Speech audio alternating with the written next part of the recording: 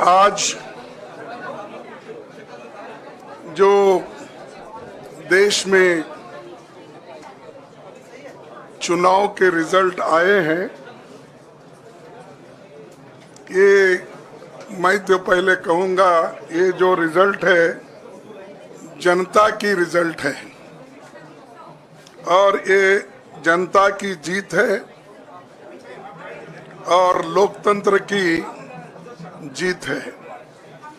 हम पहले से यही कह रहे थे कि ये लड़ाई हमारी मोदी वर्सेस जनता है, लोग हैं।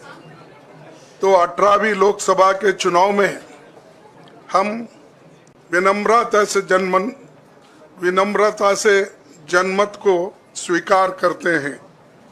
इस बार जनता ने किसी एक दल को पूर्ण बहुमत नहीं दिया, खासकर सत्ताधारी दल भाजपा ने एक व्यक्ति एक चेहरे के नाम पर वोट मांगा। अब ये स्पष्ट हो गया है कि ये मैंडेट मोदी जी के खिलाफ गया है। ये उनकी राजनीतिक और नैतिक हार है। जो व्यक्ति बार बार अपने नाम से ही हर जगह वोट मांगते थे, उनकी ये बहुत बड़ी हार है और नैतिक दृष्टि से ये तो उनको बहुत बड़ा नुकसान हुआ है।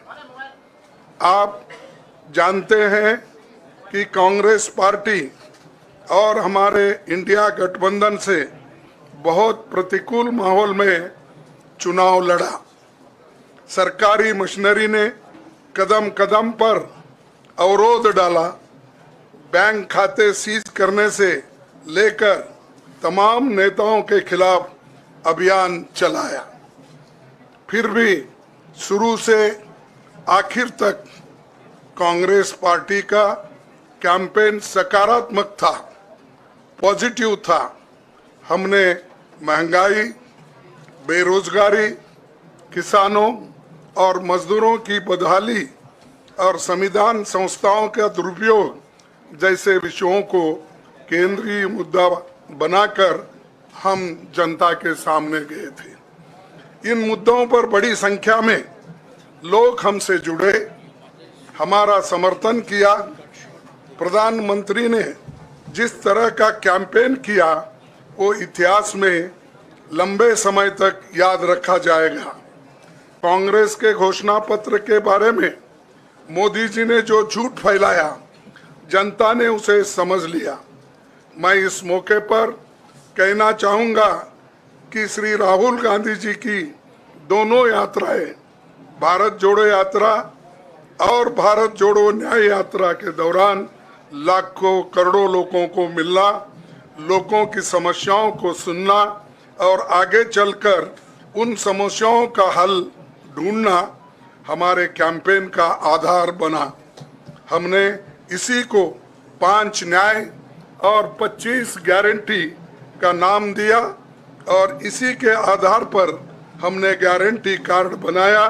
हमारे कार्यकर्ता उसे लेकर घर घर पहुंचे और लोगों को संपर्क करें। इसके अलावा जो एक महत्वपूर्ण बात है वो भाजपा नेतृत्व की अहंकार की वजह से हुई। उन्होंने धीरे धीरे सारे संवैधानिक संस्थाओं के ऊपर गैर कानूनी तरीके से कब्जा करने की कोशिश की। फिर इनका उपयोग विरोधी दल के खिलाफ करने लगे। जो दब गया उसे दबा के अपने तरफ लिया, जो नहीं दबे उसकी पार्टी को तोड़ दिया, नहीं तो फिर जेल में डाल दिया। लोगों को ये विश्वास हो गया था कि मोदी जी को एक मौका और मिला तो अगला हमला संविधान पर सीधा होगा और लोकतंत्र पर होगा। इसीलिए लोगों को इसके प्रमाण नए संसद सत्र के साथ ही दिखेंगे। खुशी इस बात की है कि भाजपा इस षड्यंत्र में अब सफल नहीं हो पाएगी।